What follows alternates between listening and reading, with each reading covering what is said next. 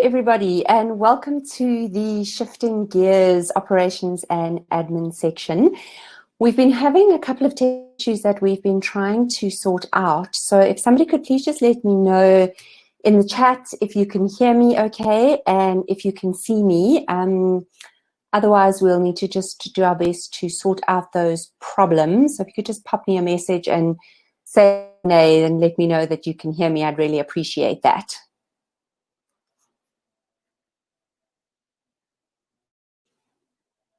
Lovely. Charlene, thank you very much. I appreciate that. And thanks, Jane. Thanks for your input. So just to introduce myself, my name is Nicci Stewart. I am the owner and founder of The Y Effect, which is an organization that is dedicated to the growth and development of entrepreneurs.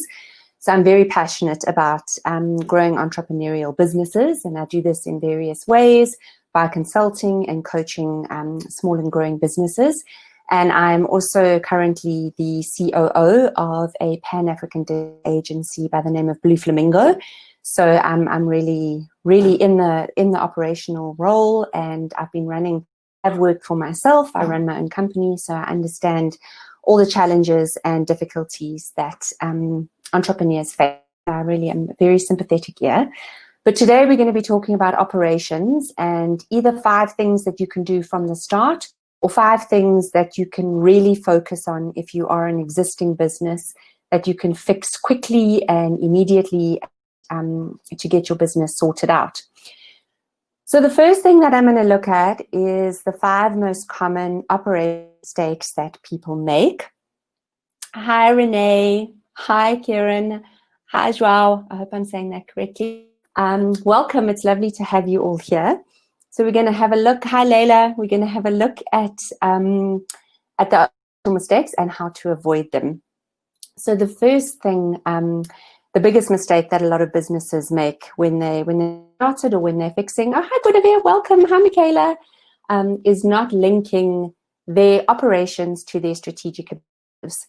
So you really need to know what your plan is for the next 1 to 3 years. And I know with COVID, everything that has happened this year, a lot of people have said it is incredibly difficult to plan, and I really understand that.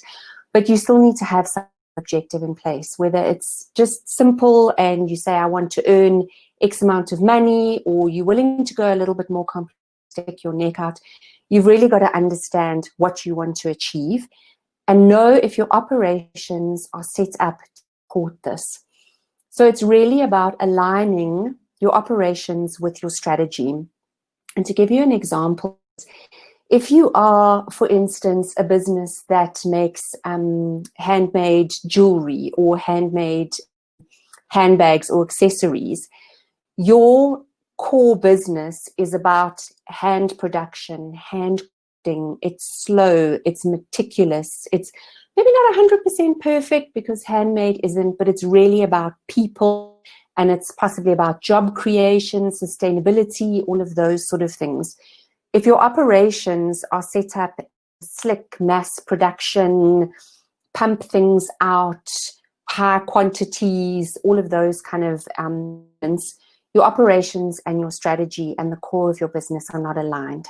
So you really want to pull those two together and ensure that what you stand for strategically is what your operations look like. And if you're looking at financial, operations support your financial growth. The second big mistake is investing money in all of the wrong places. So do your operations drive customer value? And do you know what your customers want and what they do value? Because this is very important. If your customer is about getting back to the handmade example, they're not going to want mass-produced. So you've got to be aware of that and make sure that your operations are aligned. And I know somebody once asked me a question about being penny wise and pound foolish. And I don't know if you know what that expression means, but basically it means you're so focusing on the small expenses that you're losing money in big ways on the other side and you're not even realizing. And how I would align this with operations is to say, what is your core? And that's where you need your money. And anything outside of that, if you are in a tight financial situation, you can look at scaling back on.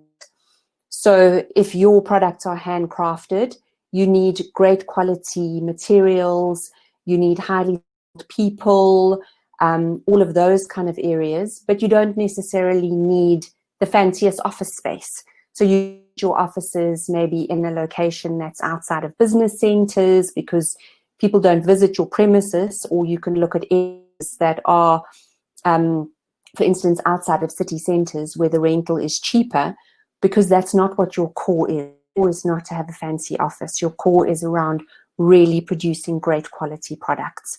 So it's just aligning what customers value and really focusing on spending money on what your core product is. Okay, now our next things. Ignoring growth and the complexities around this. So what happens if your revenue or customer base suddenly grows? Are your operations in a position where they can sustain this? How fast can you grow, and what will it require?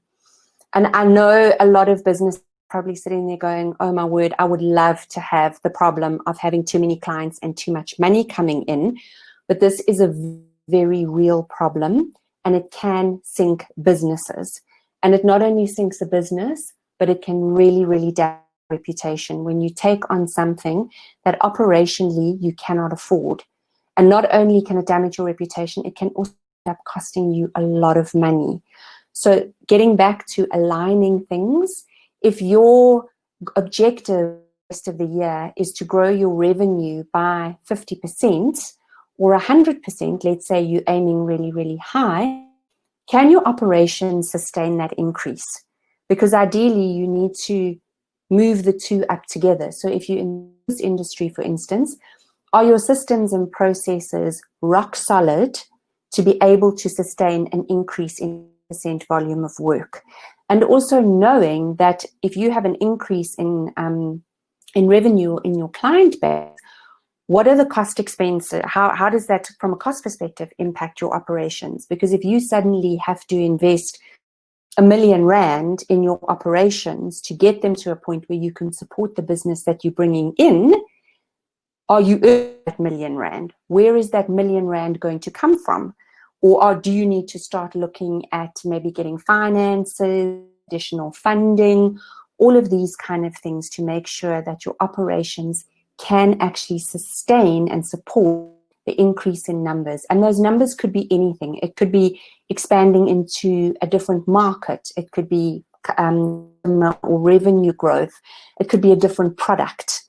Make sure you understand that growth trajectory and you don't end up looking at the marketing and the sales and the one aspect of your business and bringing in all of this business, and you're not actually set up to support it. Another big mistake that people make is they hire too fast. You in situations where it becomes, oh, we need an account manager, and we employ the first account manager that comes along. We don't know if we actually need an account manager or if we need somebody else. We don't know if this is the right position. We don't know if the hire that we've made is actually the best one. An incorrect hire is an incredibly expensive exercise. It really can end up costing you a lot of money down the line, particularly in South Africa, where we all know that we have very stringent labor laws. It's not easy to remove staff. And not that I'm advocating for people, but it's very difficult to actually, we made a mistake. So that it can end up costing you a lot of money. And to this upfront, there's certain things that you can put in place from the word go. Do you have a recruitment policy that outlines what the steps are that you need to take when you employ somebody? Do you have a clear job description for the position? And I know this might sound ridiculous, but I know a lot of people who have appointed people without even having a description, and it just becomes oh well, they'll fit in, or they'll mold with the company. Not everybody molds with a company. Not everybody is comfortable working under those circumstances. As entrepreneurs, we often are, and we tend to be very agile and very adaptable, what we need to do, but not everybody thinks like that. So it's really understanding the skills and the people that you need to achieve operational excellence. And sometimes it'll be slowing down, taking a deep breath and going, okay, who is the person I really need? Where is this company going? Putting them through their paces, investing money in things like psychometric testing or assessments, doing those extra reference checks, making sure that you really go deep into this to understand the person that you are employing and making sure that they are the right person. So if you're a very digital company that is looking at really focusing on tech and growth in that space, you can't be somebody who's very analog focused and who isn't comfortable with tech. And it can be very easy to look at somebody on paper and they're fantastic for the job, but then discover that they're not actually comfortable with the type of software that you're looking at working with, and you end up with an incorrect hire. So really just take a deep breath and slow down those recruitment processes. Does anybody have any questions at this point? If you do, please feel free to pop them in the questions section, pop them in the chat, and I will answer them before we move on. Okay, great. Not at the moment. Fantastic. Okay, and our last common operational mistake that people tend to make is thinking that once it's sorted, it will stay that way. It's sorted out, we can move on. Because operations are dynamic. They require regular evaluation, regular updating and fixing. You need to go back and adjust things. Maybe you're trialing systems and processes, seeing if they're working, monitoring. Are we operating as efficiently as we should be? Are we delivering? Have we got the right people in the right places? Constantly going back and having a look at this and reevaluating. And that is often why in bigger companies you actually have a COO as a role. It's a position, so that you've got somebody constantly looking at this, constantly making sure that your operations are profitable, that you're making money, out of your clients, you're optimizing your people, you're optimizing your equipment, your assets, your machinery, all of those kind of things. It's just really to make money and to make sure that you are operating effectively. And if you're not, how do we fix this? Okay, so if you work on it once it's sorted, we're going to have a problem. Kieran's just asked a question. Is proper record keeping process not one of the most common mistakes? Yes, it is. There are a lot of common mistakes, Kieran. I had to just pick the 5 most common ones that I come across. But I would put proper record keeping. It sort of becomes a little bit more of an admin process down the line, but it definitely is. It is a mistake that people make, particularly when it comes to monitoring things like financials, monitoring metrics, all of those kind of things. So it is definitely a mistake that people do make. And with your financials, it can be not keeping proper records can be a crucial mistake, because you do end up in situations where you might not have the relevant information to pay taxes. So you might not know what's going on with that. So I would definitely recommend keeping up with proper record keeping. And I suppose I would sort of categorize that under alignment, because if you're not keeping proper records, you don't actually know whether your operations is aligned. So I hope that answers your question. If not, please just give me a shout. Does anybody else have any other questions or any comments, any thoughts that they want to make at this stage? Please feel free to do so. Feel free to disagree with me. I'm very open to having a disagreement.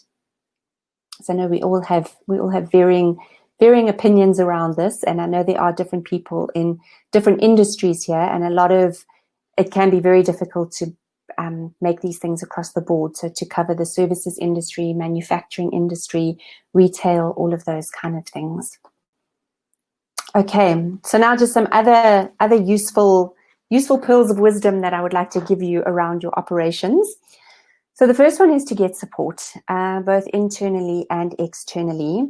Internally, if you're working by yourself or you're a very small team, make sure that your leadership team and the people around you are really behind you and they are supporting you. they're absolutely welcome to challenge you. It's okay for people to disagree with you, but that you're all on the same page and moving the company forward in the same way, because this can be a very difficult and sometimes lonely place to be. So if you've got that support around you, it will really help get you through particularly the difficult times. And externally, it's very easy when you're stuck in your business to miss certain blind spots. And as soon as somebody else comes and has a look, they will go, hang on, there's gaps here, here, and here. And these are possibly gaps that you didn't see. And it's not because you're a bad manager or you're a bad leader or a bad business person. It's just purely you stuck in the business. You've got a lot going on.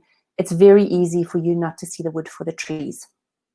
And just bringing in an external person really, really does help. And there are places like Simply Biz. There are a wealth of business coaches out there who can literally sit down with you, have regular sessions or once-off sessions, whatever works for you, and just help you identify those blind spots and fix them before they become problematic. You must always strive for operational excellence and know for your organization, for your industry, for your clientele, what does excellence look like for you? As I said, if you're in a handcrafting business, excellence is not about speed. Excellence is about producing a beautifully quality product that's made by people who you've upskilled and you've created jobs for, and that is your operational excellence. It might be slick, efficient, fast turnaround times, all of those might be the metrics that you work towards. But you always need to go back and just have a look at these things. What does excellence look like for you, and work towards that constantly. And always focus on driving customer value and customer satisfaction, because ultimately it is your customers who are going to keep your business alive. They pay you. You need to keep them happy. Whether you're in a business-to-business type industry, whether you're in a business-to-consumer, understand what they value, what satisfies them, and make sure you are aligned with that. And this goes very deeply into knowing who your customer is, building client avatars, all of those kind of aspects. So we've got a couple of questions here. Mutlau, when is the correct time to hire your first employee, especially at the very beginning of the business where money is not really there, but you need assistance? So Mutlau, this can be a very tricky one. Ideally, what you need to try and do is align the work that you have coming in potentially with when you do look at employing somebody. So if you can imagine, let's say you've started your business at the beginning of the month, you've got your 10 proposals or whatever out there, and I know this is in an ideal world, you anticipate that those proposals are going to come in, one in September and one in October, and you know if they both come in, you're not going to be able to cope. You can identify right now what kind of person you will need. So let's say you decide you need an account manager to help you cope with this new business that's coming in. You can start looking for that person right now. Start identifying them, possibly even go as far as interviewing them. Look at your network, look around, and do it with the understanding that when this business comes in, then you know at that point, so let's say your second contract comes in the middle of October, you know that from the middle of October you can appoint this person. So it's trying to get that alignment as close as possible. There is no ideal time when I can say at this moment you should absolutely employ somebody. But remember that when you start employing somebody, it is a commitment. You've made a commitment to them that you will be the best boss and bring in the business and keep the company going, so you won't let them down. So aligning when your new business comes in, and this goes for your second, third, fourth, fifth employee as well. All of the time looking at evaluating when the work is coming in and when you can, as close as possible, match up, pulling people in with the additional work that's coming in.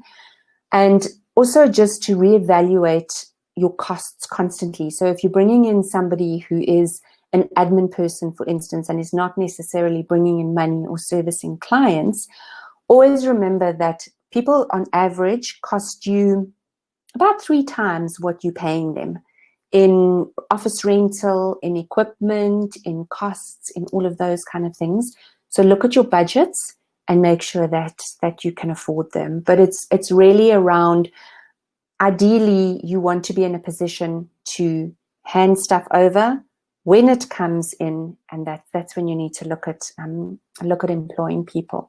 So Layla's just asking how to get support when you are the support to other people. Layla, I think it's a case of the psychologist going to see the psychologist. And I don't see any reason. I mean, I work in the entrepreneurial development space, and I work with a business coach. And maybe, well, not maybe, definitely, are we competitors? Yes, we are. But I'm working with somebody who I believe is ethical and would never do anything to undermine me or affect my business for his own gain. So I definitely believe, even if you do work in the support space, find a coach, find somebody who does what you do and get it done for you as well. I don't see any reason why you can't do that. But work with somebody, and I would give this advice to anybody that you know is ethical, that you know is able to support you, that you've got that chemistry with, that is not going to look at you and go, oh, okay, that's a very good idea. I could use that one. And it can almost become very much a mentorship type relationship. But definitely, if you work in the support space, you are still a business. You're still operating like a business. Get a business coach. Get somebody to support you and somebody who understands what you do. Kelly's asking, what is a customer avatar? Oh, sorry, Kelly. So a customer avatar is really around, and if you pop me an email, I can send you, I will share my details at the end. I can actually send you a form that I use.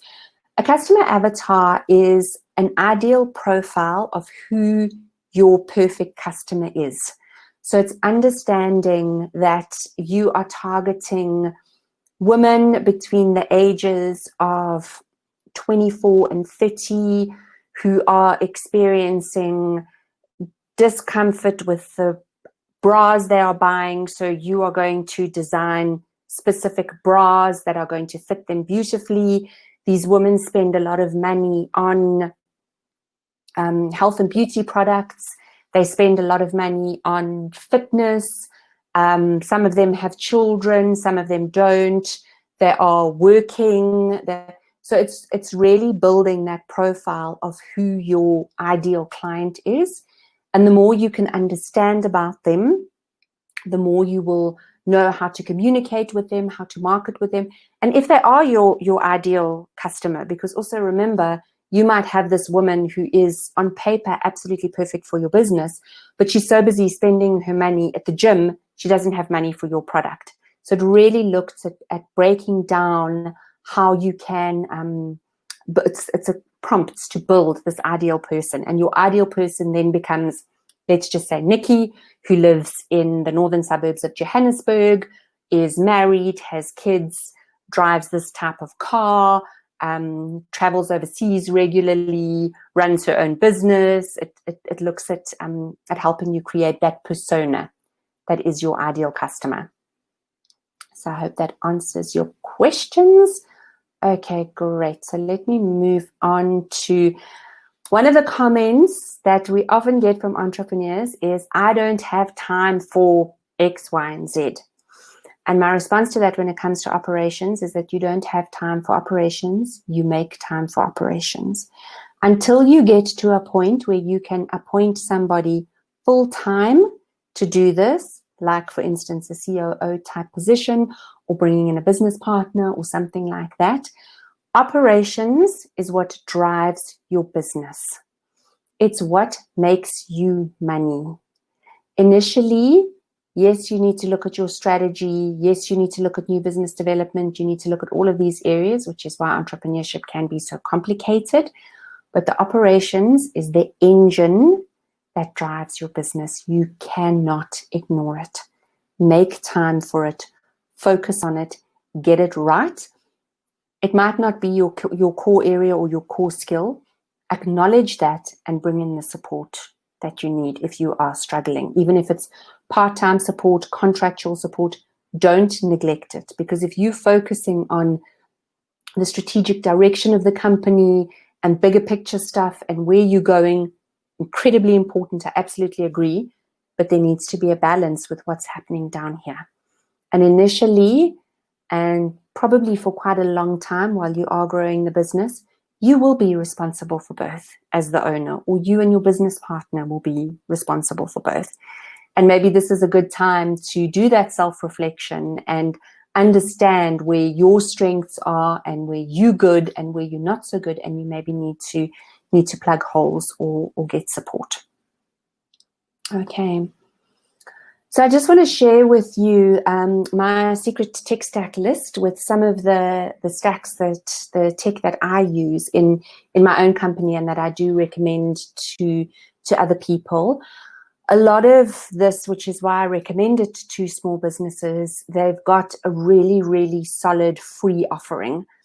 Some of it you do have to pay for, but you can really work with this stuff quite a lot before you actually have to start paying for it.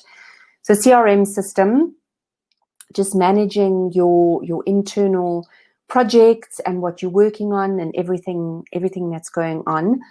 Personally, I use Asana, but I have worked with Trello and I have worked with Monday.com, and they're all really, really good systems. I know Monday.com, I've only ever worked on the paid for version, but I know with both Asana and Trello, they've got really, really robust free systems. And until you get to a fairly decent sized team with both of them, you can operate very effectively on the free systems. And it's very important that you look at using these type of systems and getting them integrated into your company as quickly as possible, because this avoids, if something happens to somebody where they are unable to be at work, or they are unable, suddenly you can't get hold of them, or they're sick, whatever the case may be, you can refer back. You know exactly what they're working on. You know exactly where your projects are. It helps you keep on top of things. They've got different dashboards available. You can see what's going on, and it helps you really keep the finger on the pulse. But these systems need to be properly integrated into your operations. It also makes things easier. I know with both Asana and Trello, and Monday as well, you can give your clients access to these systems. So you're not necessarily constantly updating them. They can go online and they can see what's going on. So those are very, very handy tools. Timekeeping. I know timekeeping is a real pain, and it's something that I struggle with. I'm not going to lie, but it is very important to understand where you spend your time and where your employees spend their time. If you're managing client profitability or client-employee profitability, you need to know how people are spending their time. And if I'm a very high-level employee who's here to work on strategy and make strategic contributions, if I'm spending the bulk of my time on admin issues, then you need to reevaluate something. It also helps you manage how much time is spent on clients. Because remember, let's work on the 80-20 principle. 80% of your income comes from 20% of your clients. So you need to make sure that you're spending time on your clients that are actually making money and they're over-servicing, because that can really complicate things as well. Toggle, fantastic system. You can pull great reports. Integrates beautifully with Asana, so you can link your projects together. You can have a timekeeping button right in the Asana time one too. It gives you lovely pie charts. It gives you great breakdowns. You can allocate hourly rates. It's really got a lot of very cool functionality. From a sales CRM system, it's really important to understand particularly sales metrics, because you need to know from a business development point of view who your leads are, how you've got out there, what stage they're at, what's going on with that. And using these systems will also give you fantastic metrics. You know, I need to have X number of leads to get so many meetings, to send out so many proposals, to convert into so much business. So you'll know how many leads you need to be working on. HubSpot is fantastic tool. A lot of really very, very great functionality for not a lot of money. Pipedrive is also a great system, but it is, I think they only do a 14-day trial version. Streak integrates really nicely if you're using Gmail. I also use for all my email communications and my email automations. So, you know, those landing pages when you go to download, they can go into an email automation through ConvertKit. It's also where my email list sits, which is quite an important asset of mine. And then you can also use MailChimp. ConvertKit you do have to pay for. They only run a 14-day trial. MailChimp does have some free functionality, and it is a very good system. So for storage and collaboration, I predominantly use Dropbox and G Drive. I'm sure you are all familiar with these. It's just a much easier way of transferring files across different people. They've constantly developing their collaborative tools, and Dropbox recently introduced some collaborative tools. So you can now work together on the same documents as you can in G Drive. Online meetings, I'm sure I don't need to tell Zoom and Google Meet, because we all Zooming up a storm at the moment, and Google Meeting up a storm. Google Meet forms the paid for G Suite products.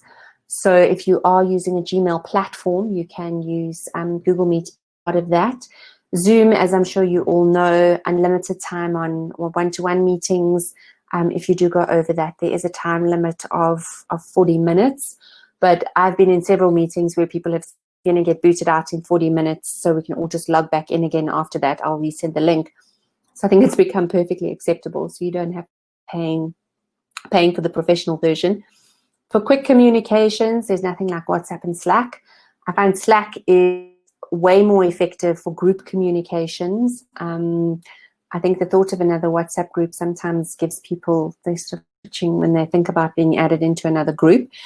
Slack is fantastic, and it's much easier to segment your conversations. So if you're working on a big project that has various areas, it's easy to differentiate, and it all sits in one place. It's also a little bit more functional for sharing documents across different platforms. It also links into G Drive, so that makes life a lot easier. Also, both free systems, and them have got very good desktop options as well. So you don't only have to have the phone apps. I'm just going to have a quick look. We've got a couple of questions here. So Charlene is asking, how important is the scalability of business? We make everything by hand. Okay, so Charlene's one of these companies that I've been using as an example around handmade. All operational process will impact the quality of our products. Margins are therefore tight. Do companies like ourselves survive, or do we actively look at finding automated process? So Charlene, I would get back to the core of what you're doing. So your core differentiator is around that slow, meticulously developed product. So when it comes to your product, that's not to differentiate you around automating. What you need to look at doing is automating the processes that you can. So how do you automate your client communications? How do you automate your sales funnel, your financial processes? All of that you can really streamline. Your production process is not going to be automated, because that's not what makes you unique. Look at your margins, look at your pricing strategy, because I get that margins are tight and you need to be working with your competitors. But remember, you are making a handmade product. So how can you maybe look at bumping those margins up? Because you are slower, it is going to take more time. Is there possibly some wiggle room there? And in terms of scalability, importance of scaling a business is really up to the owner and how big you want to grow. So if you're happy to be a smaller business that only employs 5 or 6 people, and that's where you want to stay, there's absolutely nothing wrong with that. If you are looking at scaling, remember your scalability is going to be based on increased numbers of people, because it is handmade.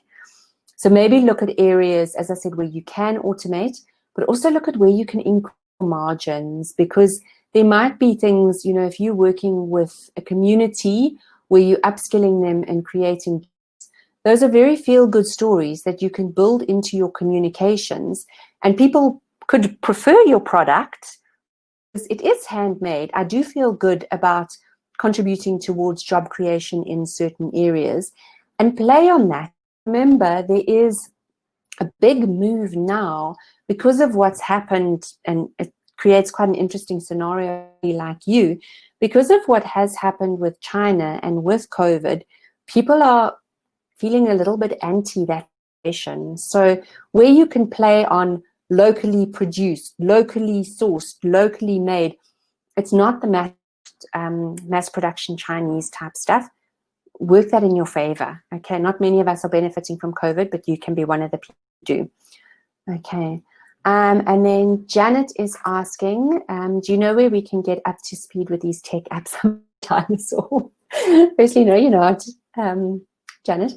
I think the places where I tend to find a lot of information about the technology that I use is around, I listen in on other conversations that people are having, and in entrepreneurial support groups.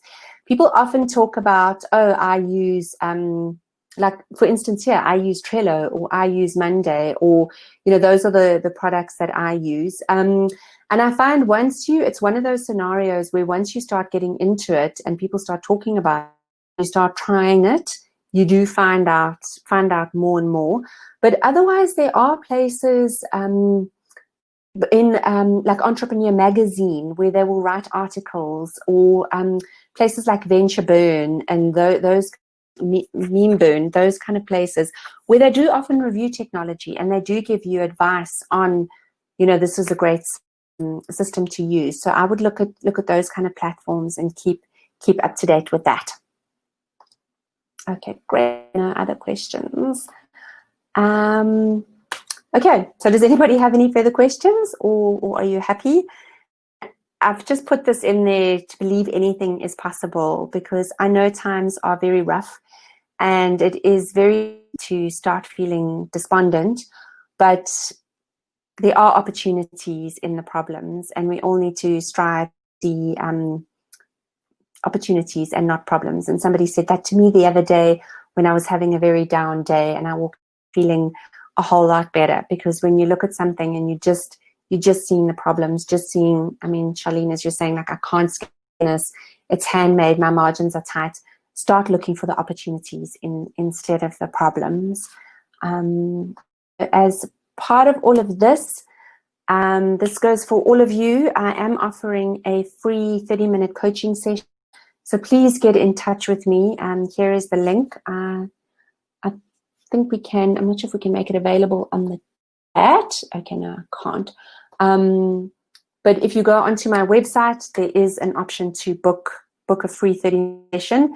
And yeah, that's really just if you've got any pressing issues, I'm happy to give you advice and to help you through that. It is open to everybody who is on this call. So please get in touch with me, and I'll very happily help you. Here are all my details, my website, my email, my phone number. You can also reach out to me on LinkedIn. And if you do have a problem booking that session, please just pop me an email or pop me a WhatsApp, and I will happily send you the link. But if nobody else has any further questions, thank you so much. Thank you for your kind words, Charlene, Layla, and Jane. I really appreciate that, Janet. Thank you.